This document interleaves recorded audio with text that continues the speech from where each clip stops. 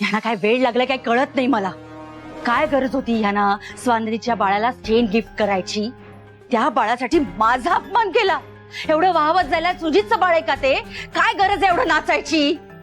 या घरातलं स्वानंदीचं आणि तिच्या बाळाचं महत्व कमी करण्यासाठी मम्माच माझ्यासाठी फायदेशीर ठरू शकतात. संचिता, तू इथे काय करतेस? आलात? या या या. दुसऱ्यांच्या मुलांवर दौलत उधळून आलात? अजून काही द्यायचं बाकी असेल तर देऊन या. शालिनी, तोंड बंद ठेवा जरा तुमचं. मणीच्या रूम मध्ये तोंड उघडायची काय गरज होती तुम्हाला? तुम्हाला हजारदा सांगितलंय मी की जे निर्णय मी घेतो ते पूर्ण विचार करून घेत असतो. त्यात तुम्ही मध्ये पडू नका. मग कशाला तोंड उघडता तुम्ही माझ्या प्रत्येक निर्णयात? मग मी काय करायचं? कौतुकाने टाळ्या वाजवायच्या? माझा नवरा एका परक्या बाईच्या अनवरस मुलाला सोन्याची चेन गिफ्ट देतोय. काय उदात्त विचार होता तुमचा स्वानंदीच्या मुलाला सोन्याची चेन गिफ्ट करायचा? तो काय सुजितचा मुलगा जन्माला आल्यापासून त्याचे लाड करताय?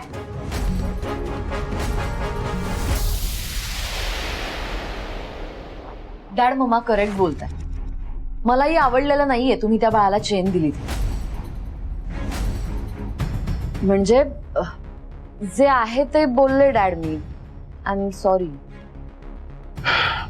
शालिनी, तुम्ही खाली जा. मी का जाऊ? माझी काय चूक? खाली जा म्हणतोय ना तुम्हाला मी. मला विषय वाढवायचा नाहीये. जाते, मी जाते. पण तुम्ही लक्षात ठेवा, यावेळी मी तुमचं काही ऐकणार नाहीये. स्वानंदीच्या बाळाचे फालतू लाड मी खपवून घेणार नाही अजिबात.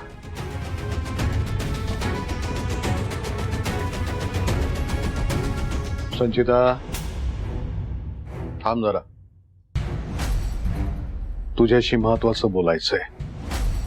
संचिता, शालिनीचा राग मी समजू शकतो, पण तुला तर सगळं माहिती आहे ना. तू का चिडचिड करतेस? डॅड, मी सुद्धा समजून घ्यायचा प्रयत्न करते हो, पण ते बाळ आत्ता जन्माला आलंय आणि जन्माला आल्या आल्या त्या बाळाला इतका सन्मान मिळतोय, त्या बाळाचं इतकं कौतुक होतंय, हे पाहून मला आणि सुजितला त्रास होणारच ना. संचिता,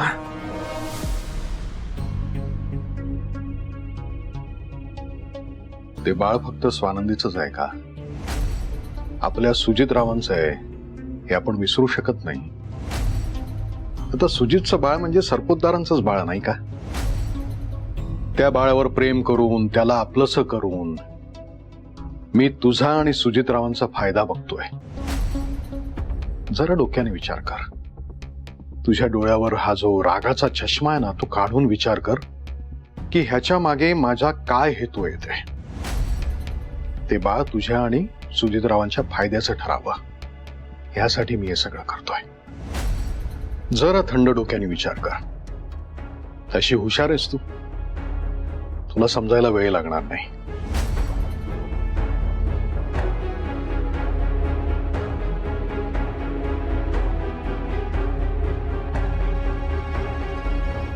स्वानंदीचा मुलगा हा सरपोतदारांचा वारस आहे. महत्वाचं म्हणजे त्याला लवकरात लवकर आपलं कसं करता येईल ह्याच्याकडे बघायला हवा.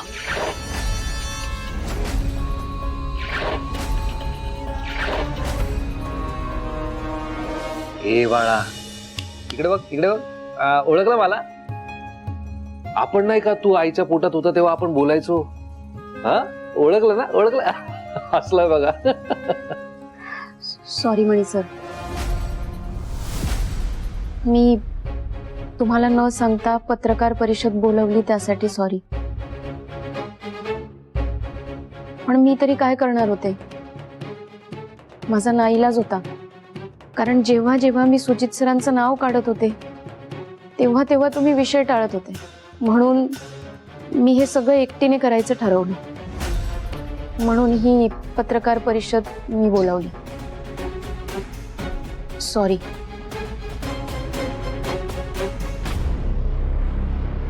आणि तुम्ही काहीतरी ऍग्रीमेंट बद्दल बोलत होतात. हा, म्हणजे ऍग्रीमेंट, प्लेटलेट्स असं काहीतरी म्हणत होतात तुम्ही. काय बोलत होता तुम्ही? म्हणजे तुम्ही काहीच ऐकलं नाही? मणी सर अहो, मी खरंच काही नाही ऐकलं. मी म्हणाले ना की पोटात खूप दुखत होतं आणि नंतर मला चक्करच आली. त्यानंतरचं मला काहीच आठवत नाही.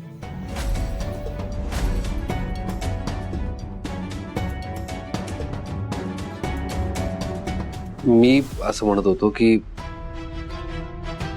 सुजितला साहेबांसमोर उभं करून त्याच्याकडून ऍग्री करून घ्यायला हवं की तो इथून पुढे चुकीचा वागणार नाही वगैरे वगैरे. पण स्वानंदी, आता झालं गेलं विसरून जा. आता आपलं बाळ आलंय ना आपल्या आयुष्यात, तेव्हा बाळासोबत मजा करा, खुश राहा. हो की नाही आई? हो ना. हे सगळं काय घेऊन बसलीयस तू?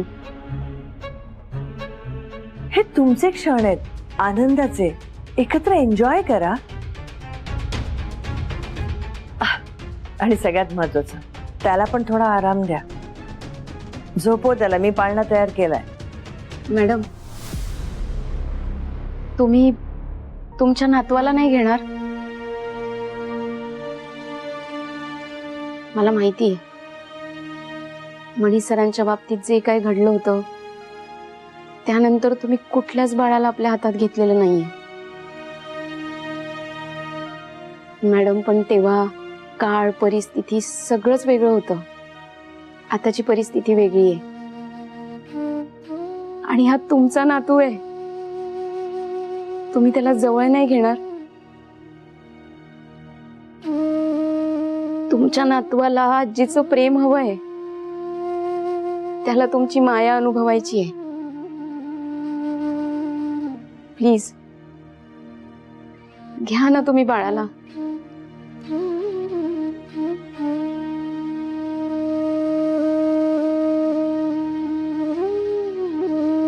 आई,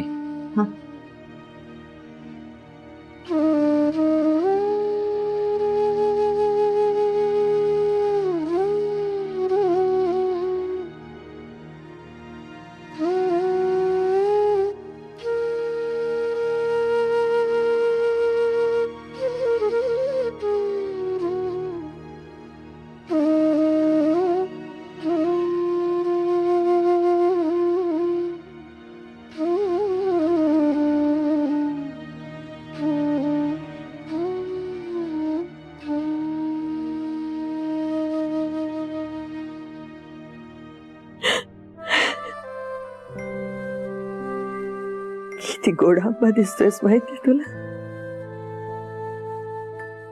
आजीचं बाळस.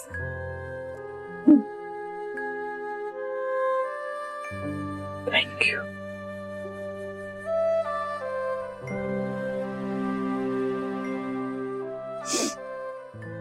कुणाची दृष्ट लागू नये.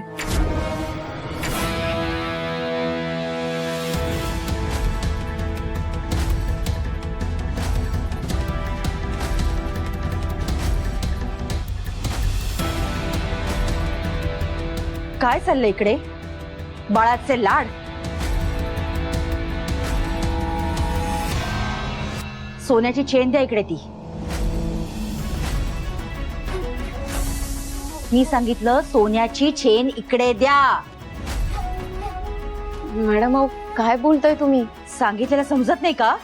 मीच काढून घेते. एक मिनिट.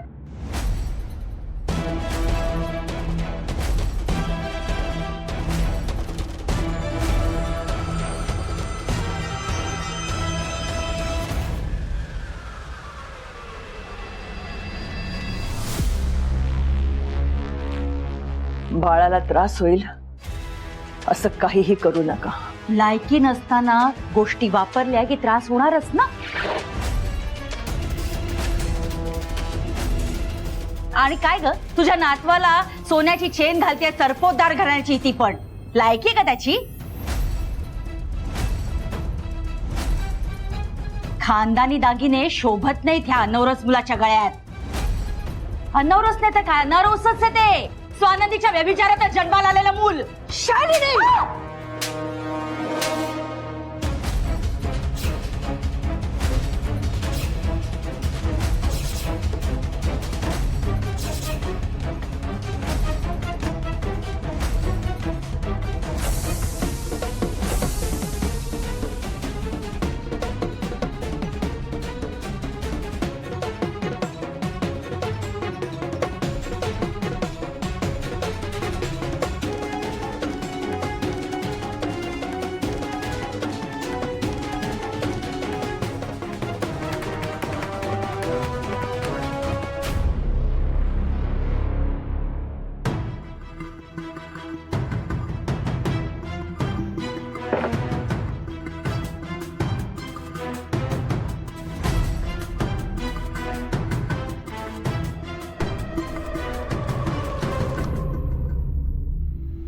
अहो शालिनी, काय चाललंय काय? तुम्ही बॅग का भरताय? मी या घरात राहू शकत नाही जिथे अनावरस मुलामुळे ती वॉर्डन माझ्यावर हात उचलायची हिंमत करते. अहो शालिनी, काय बोलताय तुम्ही? नीलमनी तुमच्यावर हात उचलला? हो, त्या वॉर्डननी माझ्या कानाखाली मारलीये. बोट पण उठली असतील, पण तुम्ही काहीच नाही बोलणार म्हणून मीच जाते या घरात. शालिनी, असा टोकाचा निर्णय घेऊ नका ना तुम्ही. नीलम जे वागली ते चुकीचंच आहे. मी काय त्याचं समर्थन करत नाहीये, पण जरा धीर धरा. काही दिवस जरा वाट बघा, सगळं तुमच्या मनासारखंच होणार आहे. हो, काही दिवसाचाच प्रश्न आहे. मग ती वॉर्डन आणि मणी ह्याला तुम्ही अधिकार देणार आहात? त्यांचं बाळालाच आहे हक्क मागायला. मग मी, संचिता, सुजित त्यांचे गुलाम होऊन राहणार किंवा ह्या घरात न जाणार? मी माझा, सुजितचा किंवा संचिताचा अपमान यापुढे या घरात सहन नाही करणार. मी आत्ताच निघून जाते या घरातनं. अहो शालिनी, अहो जरा ऐका तरी. अहो बरं झालं तू आलीस. ते ही शालिनी घर सोडून निघालीये, जरा तूच तिला समजाव. मम्मा, काय करताय तुम्ही? डॅड जे काही सांगतायत ते प्लीज ऐका. घर सोडून जायची काही गरज नाहीये मम्मा. तुमचा विश्वास नाहीये का डॅडवर? माझा फक्त माझ्या सुजितवर विश्वास आहे, आणि त्याला डावलून जर स्वानंदीच्या मुलाचं कौतुक होत असेल तर ते मी सहन करू शकत नाही. जर मी या घरात जायला नको असेल तर तुम्ही त्या अनावरस मुलाला घराच्या बाहेर काढा. त्या अनावरस मुलाची सावली सुद्धा नकोय मला माझ्या घरावर. बस शालिनी, काय सारखं अनवरस चाललंय तुमचं? मग काय म्हणायचं? बाप नसलेल्या मुलाला अनावरस नाही म्हणायचं तर काय म्हणायचं? का तुम्ही जसं वारसदार असल्यासारखं कौतुक करताय तसं मी पण कौतुक करायचं? हो, तुम्हाला त्याचं कौतुक करावंच लागेल, कारण ते बाळ अनौरस नाहीये. सरपोतदार घराण्याचा वारस आहे तो, आणि त्याचा बाप आपला सुजित आहे.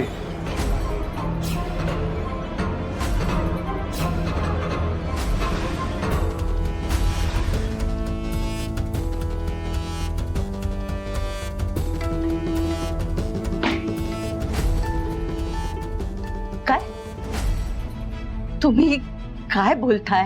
हं? संचिता, हे काय बोलतायत? शालिनी, मी जे खरं आहे तेच बोलतोय. ते बाळ अनौरस नाहीये, आणि त्या बाळाचा बाप सुजित आहे.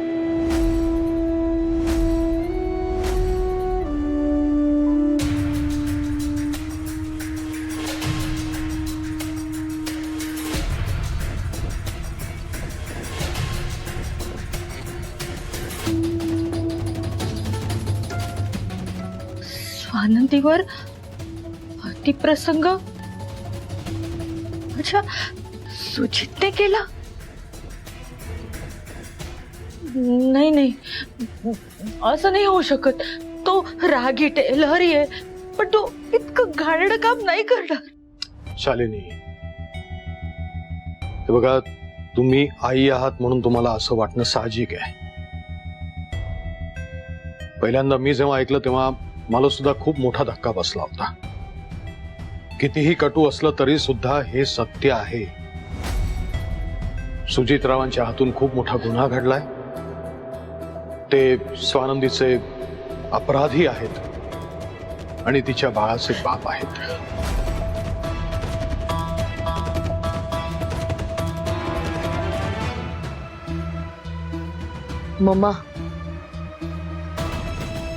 मम्मा, डॅड सांगतायत तेच खरंय.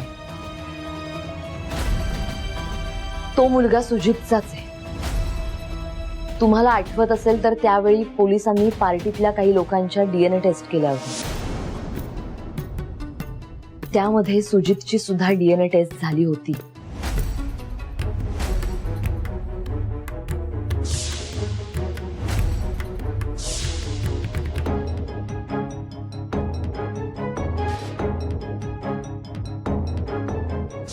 DNA reports. इतके दिवस हेच लपवण्याचा प्रयत्न करत होतास ना?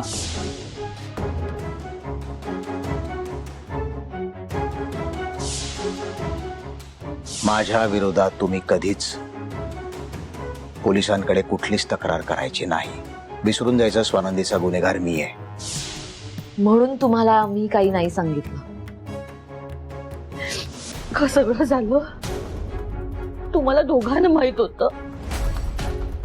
तुम्ही दोघांनी माझ्यापासून लपवली, सुजितच्या मॉम पासून. इतकी परकी वाटते मी तुम्हाला.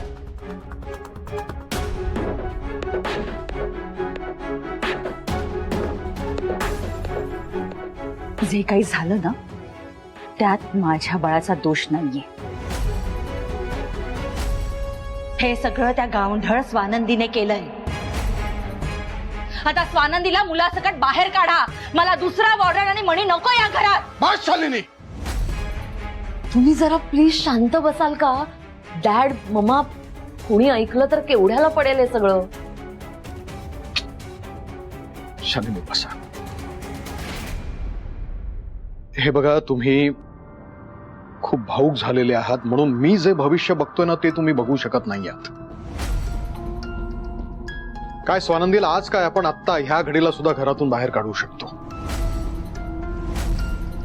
ती तिच्या मुलाला घेऊन निघून जाईल, पण ते बाळ सरपोतदार घराण्याचं एकमेव वारस आहे. लग्नातून झालेलं नसला तरी सुद्धा ते बाळ सुजितचं आहे.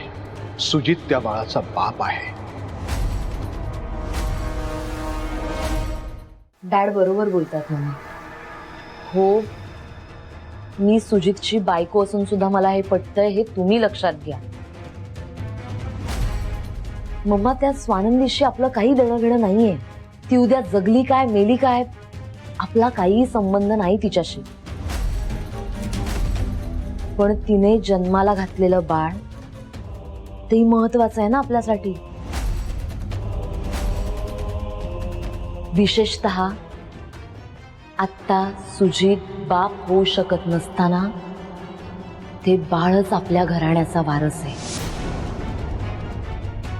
त्यामुळे तुम्ही फक्त त्या बाळाचा विचार करा मम्मा.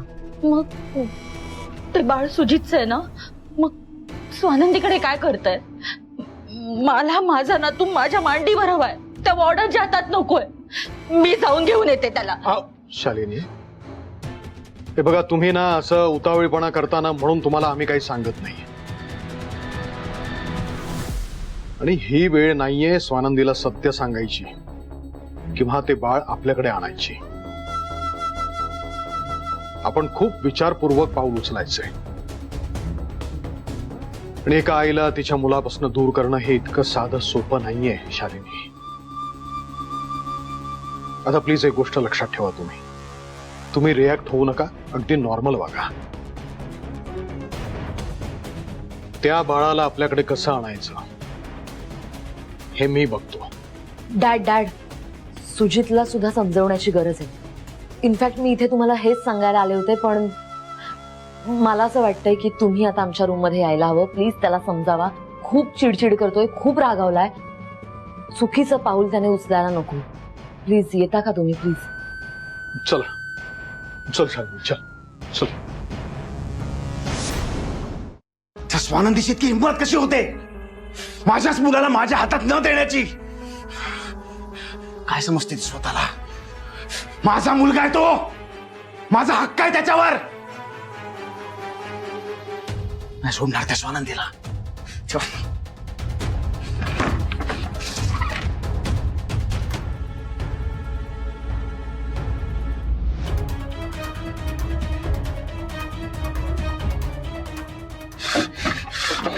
सुजितराव, थांबा. काय चाललंय तुमचं? आज नाही डॅड.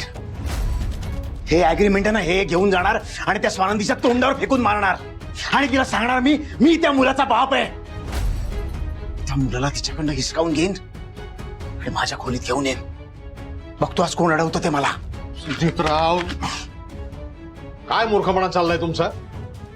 रागाच्या भरात तुम्ही स्वतःच नुकसान करून घेताय. सुजितराव, बाप झालेले आहात तुम्ही. जरा मच्युअरली वागा. सुजित, मी जे ऐकलं ते खरंय? स्वानंदीचं बाळ तुझं आहे?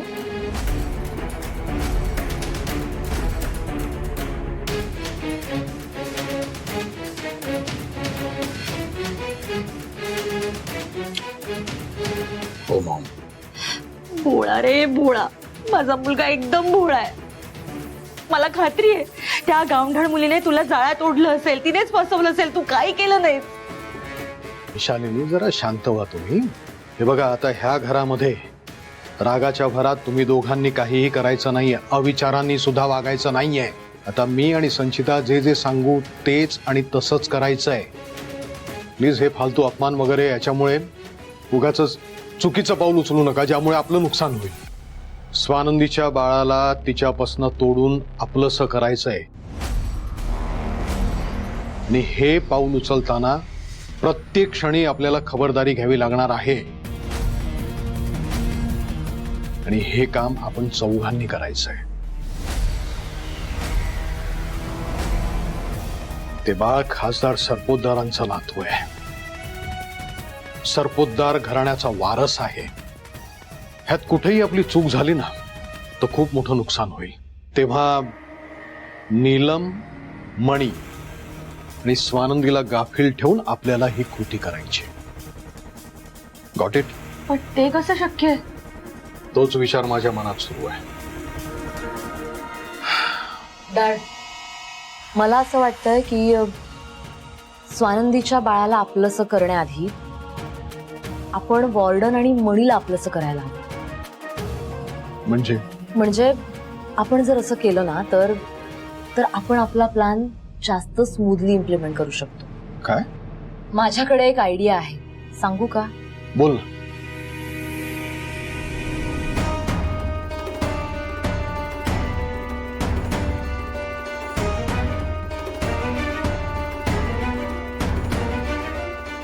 असं मला वाटतंय. वा संचिता, शाब्बास.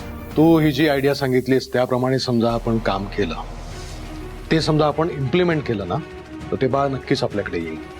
कायमचा सरपोतदारांचा वारस सरपोतदारांकडेच येईल.